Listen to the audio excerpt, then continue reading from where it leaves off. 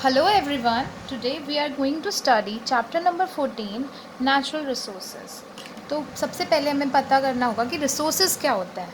Resources is anything which is in ample amount and is useful to us. Resources दो तरीके के हो सकते हैं. It can be man-made or natural. Man-made resources are the one which are made by man, like to reduce human efforts. Like this is a pencil, this is a resource, this is acting as a resource because इसकी वजह से हम लिख पा रहे हैं.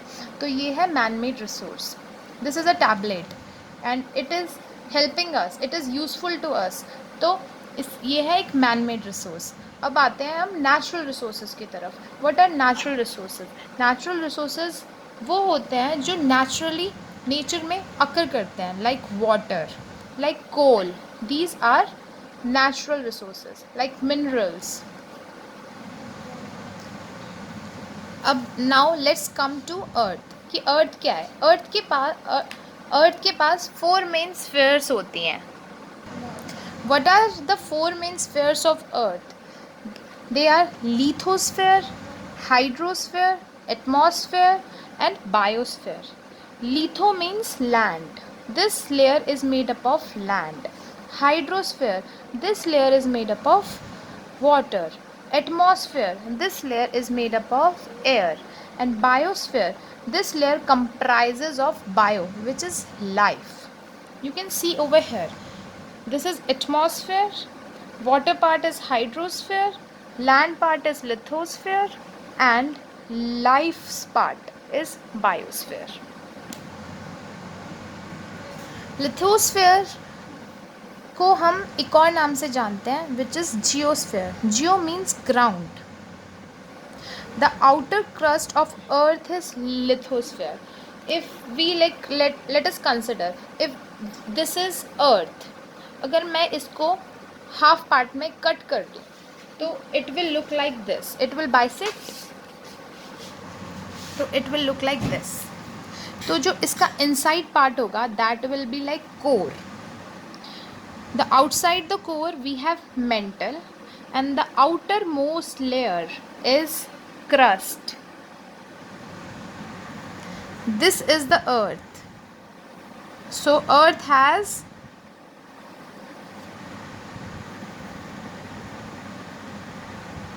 three major parts. The inside part is core and the envelope or the part which surrounds core is mantle, and outside mantle we have crust.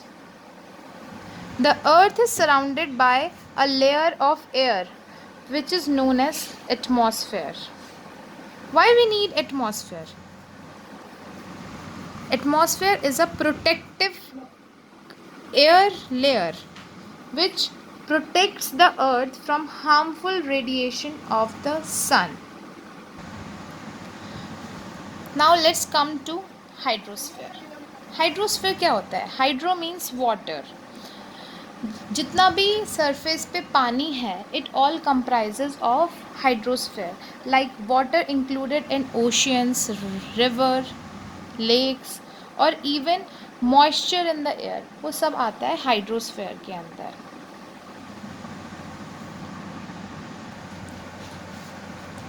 Now atmosphere, जैसे मैंने आपको पहले भी बताया, atmosphere means envelope of air that surrounds the earth.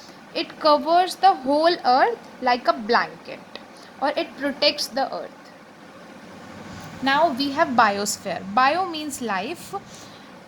It means जहाँ पर तीनों layers मिल जाए, lithosphere, hydrosphere and atmosphere. It gives rises to biosphere which is life. Biosphere has two components, biotic and abiotic. Biotic is the living component which includes humans, animals, microorganisms, etc. And abiotic components are the non-living part. These are air, water, soil.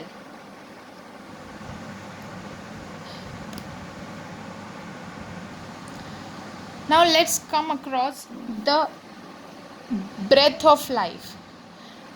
हम सांस क्या लेते हैं? हम लेते हैं air. Air is the mixture of gases.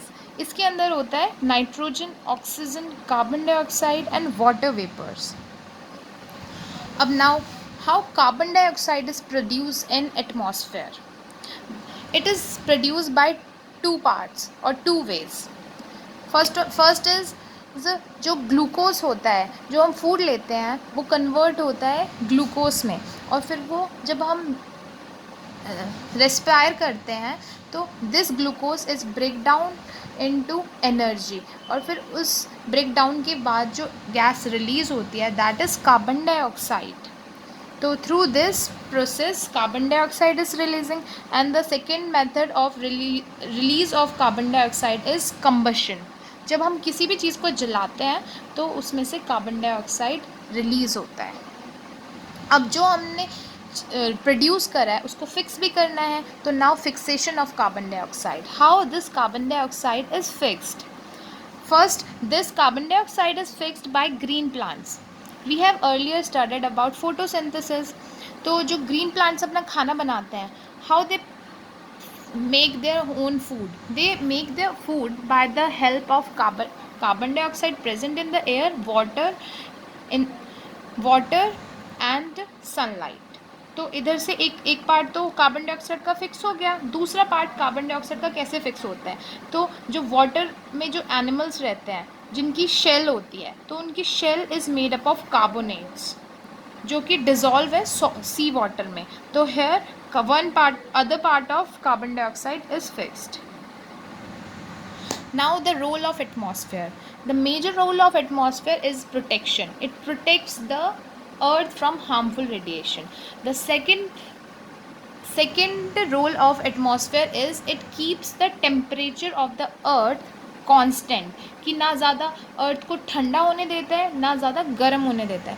If atmosphere नहीं होगा, लाइक मून के पास कोई भी एटमॉस्फेयर नहीं है, तो इसलिए वो दिन में बहुत ज़्यादा गर्म हो जाता है, लाइक 1110 डिग्री सेल्सियस, एंड रात को उससे भी ज़्यादा ठंडा हो जाता है, लाइक -190 डिग्री सेल्सियस. तो just to keep the temperature constant we are having atmosphere. तो हमारा जो टेम्परेचर है वो एकदम परफेक्ट रहता है ताकि we are able to survive. Now how wind is form. Wind क्या होता है? जो एयर है, एयर जब मूव करती है तो वो फॉर्म करती है विंड. जब लैंड हीट होता है, सन की रेस पड़ती है लैंड के ऊपर, तो जो लैंड के ऊपर एयर होती है वो गर्म हो जाती है. गर्म होने की वजह से वो हल्की हो जाती है, तो हल्की होके वो ऊपर उठने लग जाती है, तो यहाँ का एरिया खाली हो जाता है. तो जो पानी वाला एरिया है उसके ऊपर भी एयर है, वो ठंडी है as compare to the air which is present over the land. तो that air start moving from the high pressure to low pressure, and this process leads to the formation of wind. कि like movement of air from high pressure area to low pressure creates wind. अब wind is produced like moving air की वजह से wind बन जाती है. तो इसको कौन से फैक्टर्स हैं जो इन्फ्लुएंस करते हैं? First is rotation of earth. हमारा अर्थ जो रोटेट करता है on its axis and around the sun, उसकी वजह से भी विंड की फॉर्मेशन होती है. And the other is the presence of mountain ranges. जब विंड चल रही होती है उसके बीच में अगर कोई ऑब्स्टिकल आ जाएगा, ऑब्स्टिकल इज़ माउंटेन, तो ऑब्वियसली बात है तो एयर इधर से उधर जाएगी, तो उसकी वजह से it creates wind. Now let's study the formation of rain, कि how rain is formed. Now the formation of rain, how rain is formed. जब सन की रेस पड़ती है डायरेक्टली ऑन द ग्राउंड, तो जैसे कि अगर if we have any water body, तो उसके ऊपर भी सन की रेस पड़ेंगी, तो the water will start evaporating. Evaporation से क्या होगा? वो ड्रॉपलेट्स की फॉर्म बन जाएगा, and these droplets will go higher, and over higher we are having a temperature which is much colder as compare to the land one. तो वहाँ पे जाके वो ड्रॉपलेट्स कंडेंस हो जाती हैं और कंडेंस होके दे स्टार्ट अक्यूमुलेटिंग, इकट्ठी हो जाती हैं और फिर वो क्लाउड्स फॉर्म करती हैं। और एक टाइम ऐसा आ जाता है जब वो इतनी ज़्यादा भारी हो जाती हैं कि उनको बरसना पड़ जाता है, वो दे नीड टू प्रेसिपिटेट। अब प्रेसिपिटेशन उधर ही होती है जहाँ पर हवा चल रही होती है, जो हमने इससे पहले बोला विंड कैसे बनती है, जहाँ पे विंड चल रही होगी उधर जाके क्लाउड वो हैवी हो जाएगा, तो वो it will start moving towards the direction of wind. And when the when जब क्लाउड एकदम ज़्यादा हैवी हो जाएगा तो it will precipitate. And same ये पूरा साइकिल चलती रहती है, प्रेसिपिटेशन, फिर accumulation, then evaporation, then again condensation, precipitation. The other part of the chapter will be done in next video. Thank you.